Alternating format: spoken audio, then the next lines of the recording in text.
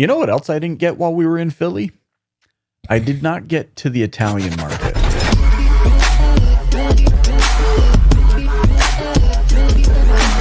This is Auto Collabs. The one suggestion we had. The one thing go to Michael. a place, and we all didn't go to a place. So you know what that means. We just need to have an excuse to get back to Philly. We're going back to Philly, yo. I think we have, honestly, I've thought about this.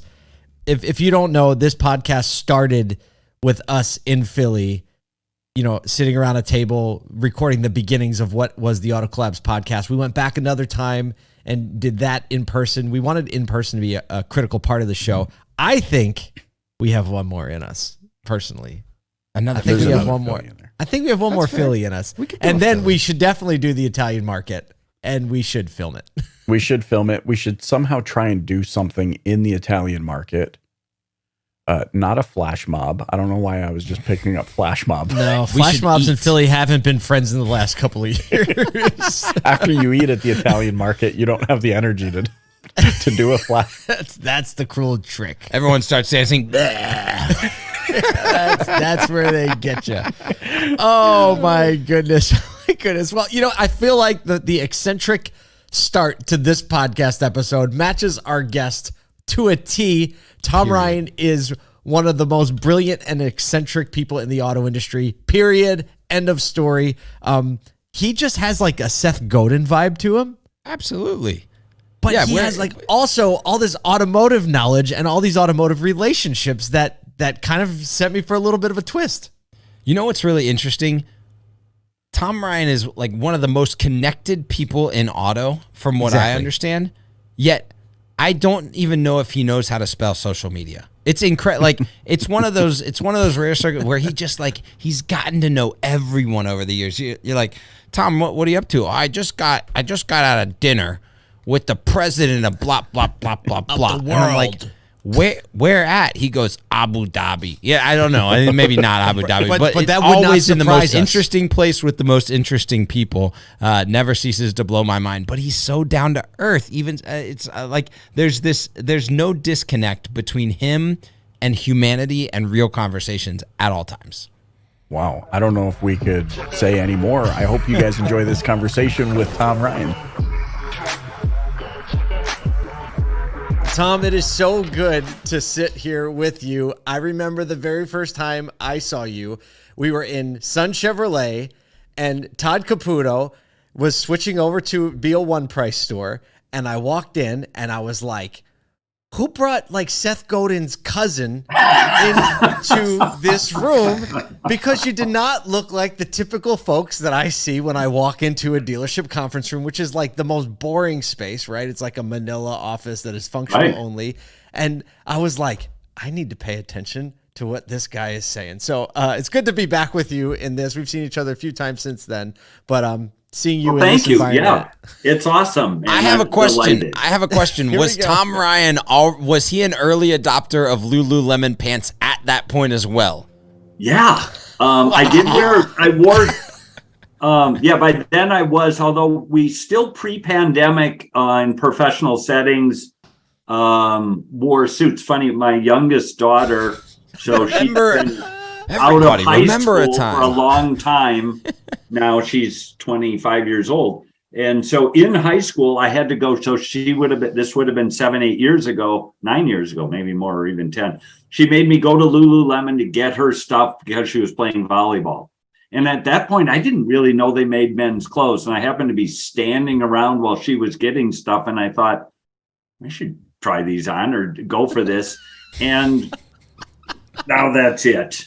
That's all. Really? Is that how it works? No, I wouldn't have known that unless you said that, because I only saw him in the suit, which was a really well-fitting suit, I might add. So one of the first things I noticed. Dia suits, which are wonderful Italian suits. The problem is I have a closet full of stuff now that I wear T-shirts most of the time. Right. He's like, I went full T-shirt, Lululemon pants. They snap out when you pull them out of the luggage. Yeah, aren't they awesome?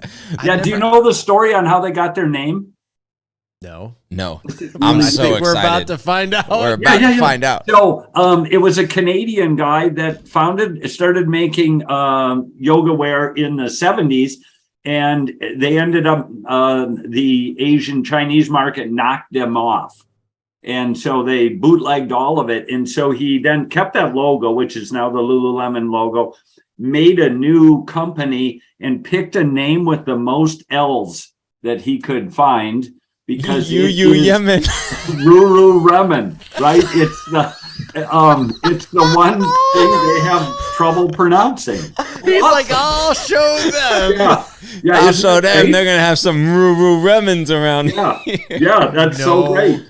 Yeah. What a funny thing. What I don't what a even know what to Canadian do if I've ever heard of one. Yeah. Okay. I I got my wish story. Cirillo was here right now to hear this. Yes, if Cirillo was here, this would be next. Okay, so my story maybe doesn't, but my story is like this. I didn't meet him in person and first time. I'm on the drive from one store to another. Everybody in the company we've got like probably 6 or 7 people on the call. Everyone from COOs to CEOs, and it's like, hey, we're potentially moving to one price, one person, and there's this guy Tom Ryan, and we've got to have these 6, 7, 8 people on the call. I'm driving because it's kind of inconsequential at this point, and there's kind of this general introduction and everyone gets to know each other for a second. Tom explains exactly what he does from a consulting perspective, and then the price comes out, right? And it was probably one of the greatest moments ever. And the price comes out because everybody asked price at the end of the call, and then one of the people on the side of the company and kind of goes, well, Tom, we have a few locations, so I'm sure there's a little bit of like figuring out we can do with that, and there's this like really pregnant pause that happens. And I'm like, I feel like I'm in a car getting punked. I'm looking around like, oh man, someone's gonna get me, right? And Tom just like so elegantly, I don't know, I've never told you this, but I had to mute. I laughed so hard after he said this, but he goes, well, I do convert one price dealerships. Yeah, it was just this moment, and from then on, everything that Tom Ryan has said to me or like interacted, like I always feel like there's a moment where there's just a pregnant pause where he just kind of sets the tone for what he's about to say, and I just appreciate that nature of yours. There's nothing like a well-placed pregnant pause. Right. Yeah. Yes, absolutely. exactly. Tom, so take us back, because you haven't always been with Fuse or consulting dealers on one price, one person, and you've been in the industry for quite some time. Yeah. I know a little bit of your history and your story, but take us back, like go all the way to the beginning, because I think what's really interesting is that there's a through line for you that nothing has really changed except everything's changed all at the same time. I back to that right. beginning. Yeah. So my dad was part of the Walser Automotive Group, and my uncle founded it. So Paul and Andrew are my cousins. I started as a lot guy back in 1975, roughly. And I was in high school. And then when I got out of school, I moved in with my cousin, Paul Walser, who was back then the used car manager of the Ford store. So while I was in school, he said, well, why don't you sell cars? So I started selling used cars at Walser Ford. And over time, that led to becoming a finance manager, new car manager, used car manager, GSM, and then the GM of 3 of the stores. I kind of fell for, I don't know why, I really like the whole training thing. At one point, they came to me and said, would you consider, we're thinking about building out a training department to do all of the stores. I think there were a dozen at that point. And I said, yeah, that's awesome. So let's build our own processes. We did that. throughout, then we converted to upfront pricing in 2000, and I was the director of training. And then throughout this, so at that time I'd been there, 25 years. And I joke about it. Kyle's heard me say it. I always wondered whether I actually had any marketable skills or I was simply related. And so one day I went in and quit, and that was 2008. You're like, let's figure this out. Right in the middle of everything, he's like, "Oh, I'm out." I did, literally went in, and my sister Peggy was there. She's Paul's personal assistant. And I told her, I said, "Is Paul around?" And she said, "Yeah, what's up?" And I said, "I'm going to resign." And she said, help "Will you with wait?" that P&L, right? Yeah, she said, "Will you wait till I leave the building?" And I said, "Sure." And so I did. And so I left, and I went over and I did Maury's Buy Happy Promise, they called it. And at the same time, I did the Holler Automotive Group. They were my first two clients. So it was a combination of about 25 stores, and we were off to the races. And so then and just to be clear, your clients as training them to also do like upfront pricing. Right? Yeah. And so there was a bit of a falling out between Paul and I, because we were, I fixed him up with his wife. We've been really, really closer to him than my brother. And so I was talking with a guy, Austin O'Brien, who did our website and all that stuff. And he's a young guy. And he said, "Well, how much contact do you have with your family?" And I said, "Really, none." And I told him the story, and he said, "Wow, that's really lame." And I'm like, "Oh, Jesus, really?" And he's like, "Yeah, that's your family." And I'm like, so I called Paul one day and I said, "It's been so long, I can't remember why I don't like you." And that's the opening line. He's like, "Let me remind you." Right? Yeah, I just can't remember. And he said, "Well, then we should have breakfast." So we had breakfast. We kind of hashed things out, spin the clock forward. We were working out one day, said, "Would you be willing to sell half of the Ryan Adams Group at that time to Walzer?" And I said, I thought about it, and I thought, sure, why not? And I didn't know at that time they had acquired the luxury collection in Wichita, and he was going to be involved with NADA. And he just thought that was really the wave of the future. And so we partnered back up. And then another time at the gym, I asked him, I said, things happen at the gym. They do. We work out, we try to wear get some together. Lululemon. Right. Just a couple of guys in some Lululemon. Yeah. Talking. I said to him, we were on elliptical machines, and I said, when would be a good time for you to make your cousin rich? And he said, "Well, when do you want to be rich?" And I said, "I don't know, like 15 years ago." And he said, "Why don't you buy into some of these stores that I had kind of hooked him up with Carl Schmidt to do the Hello Automotive Group." Yeah. And I said, I didn't know it was an option. And he said, "Sure, if you want to buy in, you're welcome to." And I said, "Awesome. How do you pay for it?" He said, "I have no idea. The accountants do all that." He said, "But I think you're going to have to write a check." And so I did. And so I bought into the Hello Group, and that's been awesome. And throughout all of this, Walzer had converted over to single point of contact, and they developed Fuse in about 2010, 2011, right in there. Fuse is finance under secured environment software. It's built as a cash register. And every time I would have clients like Kyle's previous employer, they all, come to Minneapolis to sort of see what this is, and they'd see Fuse and say, "This is awesome." So I had been working or trying to get my cousins to take Fuse to market for a number of years. And then the pandemic hit, and we were in talks with an Israeli venture capital firm that Andrew was friends with. And these were co-founders of Skype and Groupon. And one is the chairman of Wix, the website company. And just a couple of things. Yeah, they're huge money. And these guys were really interested. And so we decided to take Fuse to market. At that time, I guess we didn't know, right? We had no idea what we were doing. Fuse wasn't perhaps robust enough at that time on the platform.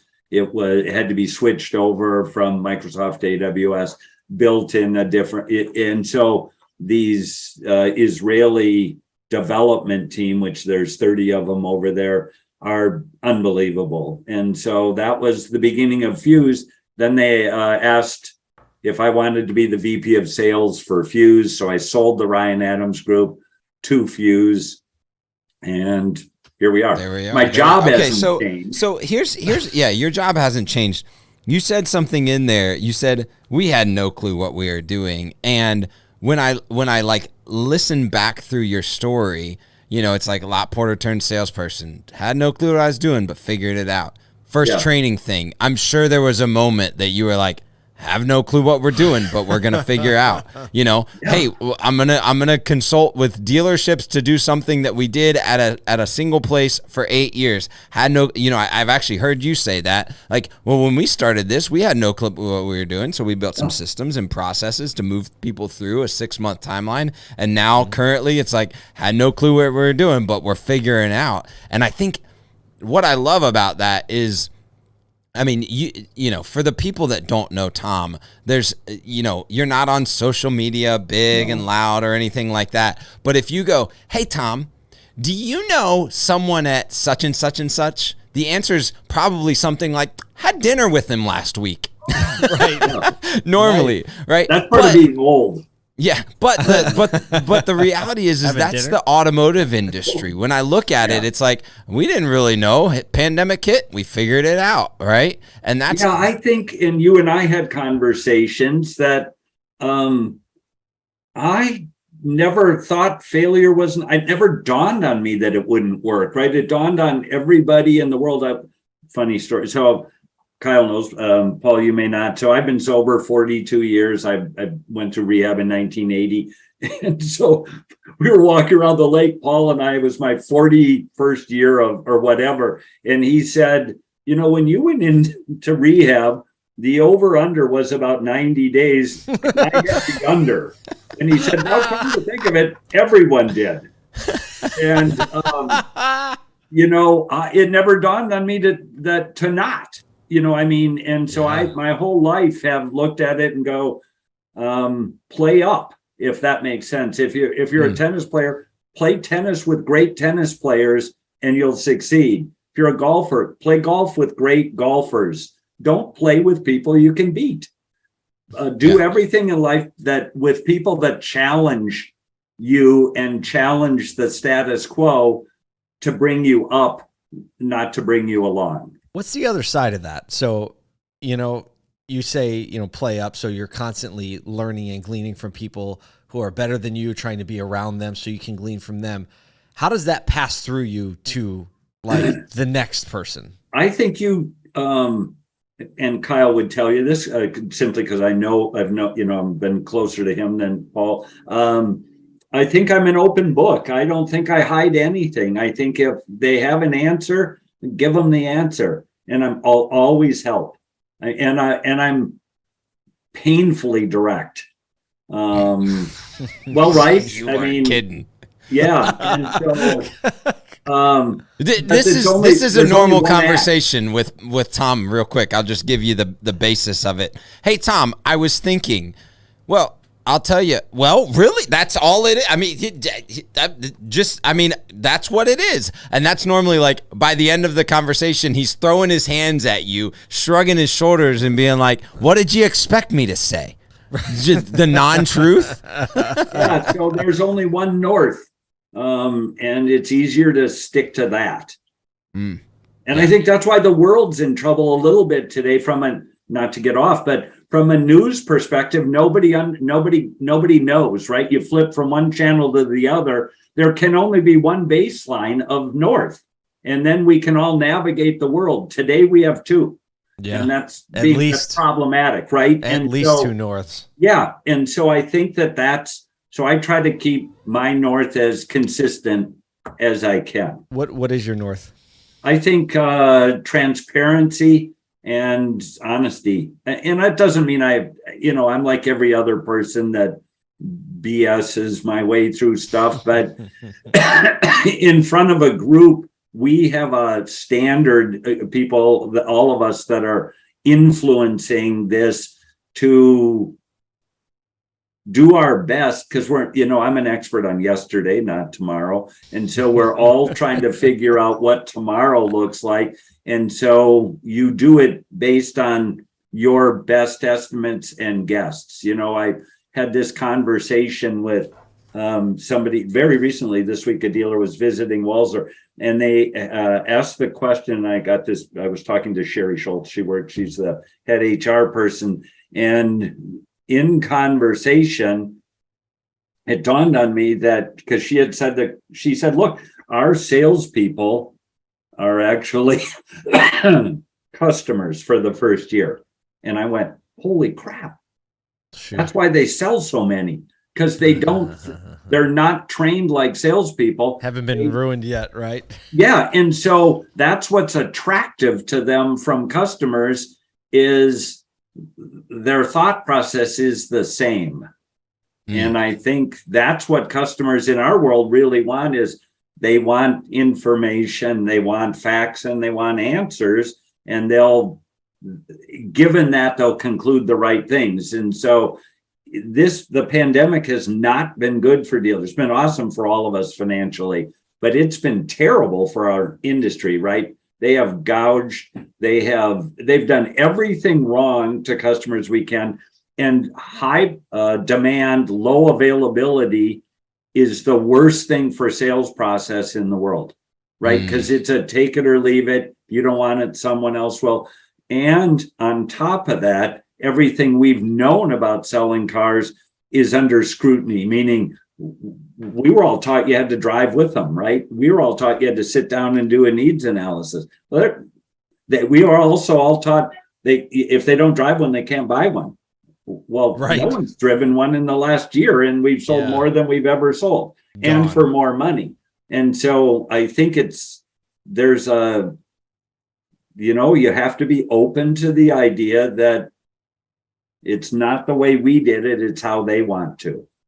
And so I think that I like change, because I'm able to distance myself between people that won't change and what the future looks like. I love that. Like, some people, there's kind of a continuum, fuse right? Pen.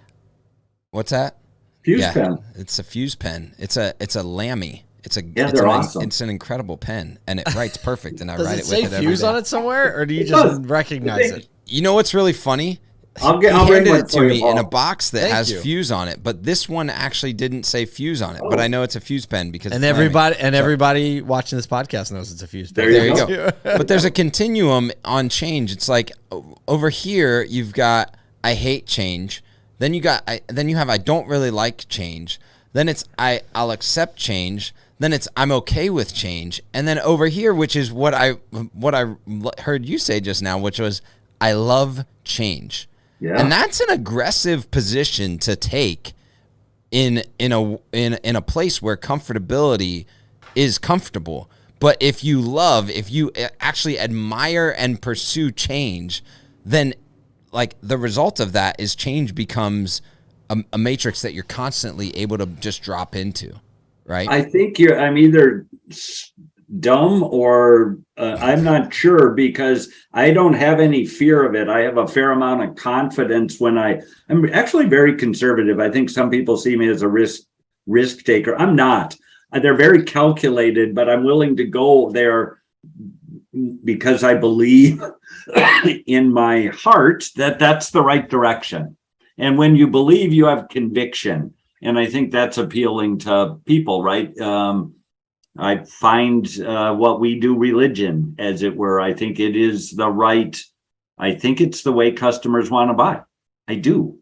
And so that's easy for me to stand up and talk about it. Well, in that thread, you love change.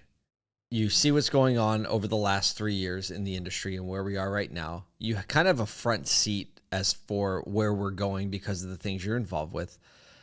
what are you most excited about on the industry's behalf? Because there's a lot of challenges coming up, and not inventory aside, right? We have this FTC stuff. We have new entrants in and quote unquote disruptors, whatever we want to call them. Like, you see all that, and you have a front row seat to that. What are you most excited for franchise retail auto over the next 24 months? That customers get to buy a car the way they want. No, but that's why you're excited for customers. Well, I'm excited because that's going to force change on our industry in a good way. It's going to take us out of, there's a reason why, and you've, I'm sure heard, Lexus did a study, which was the top rated occupation was a firefighter, 100%, 9% automotive came in at, perfect strangers, if there's a punchline, came in at 54. That's a pretty telling thing, right? And so I don't see that when I look at you, Paul, or you, Kyle. I see friends, and I see people that if customers met us, they would trust us to do business with us. There's no other industry. There's no true jewelry, true mattress. There's only true car.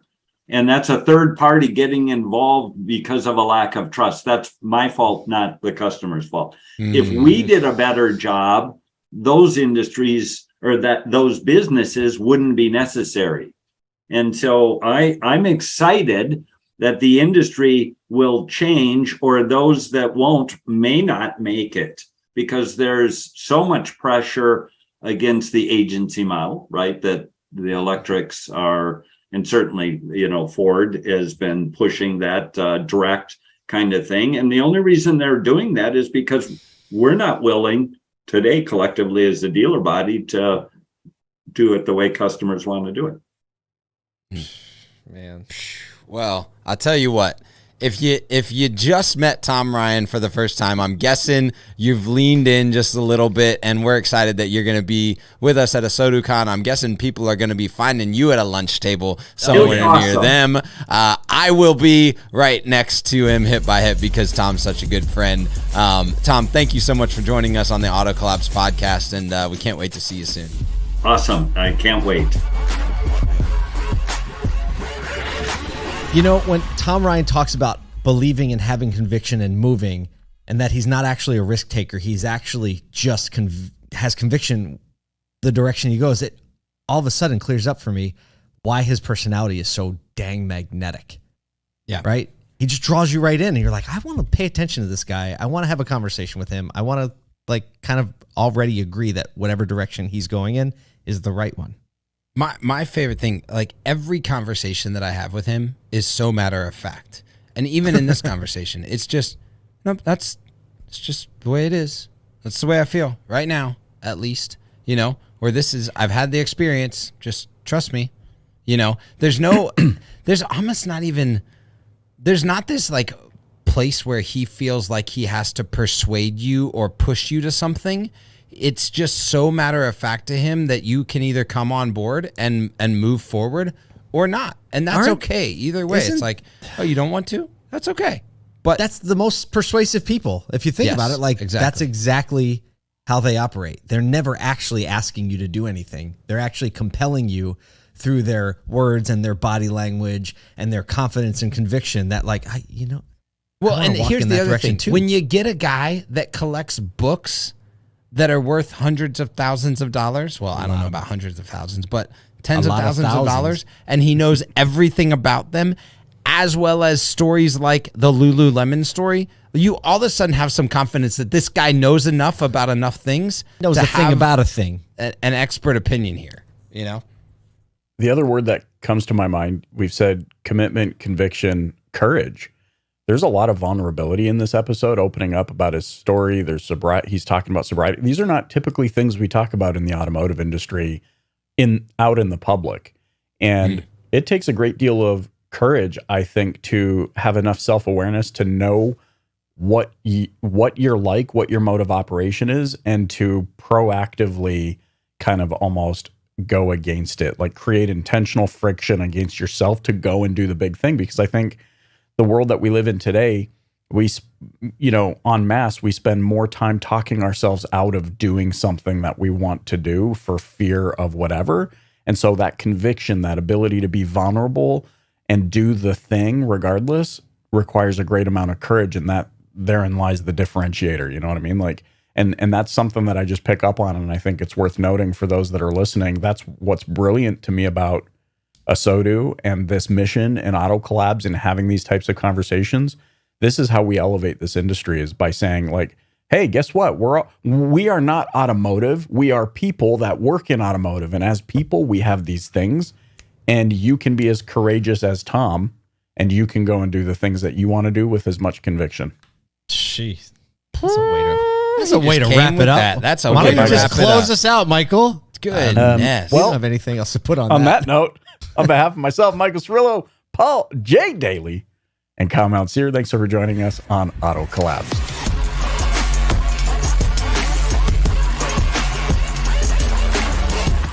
Welcome to Auto Collabs. Why are we recording? Are we rolling?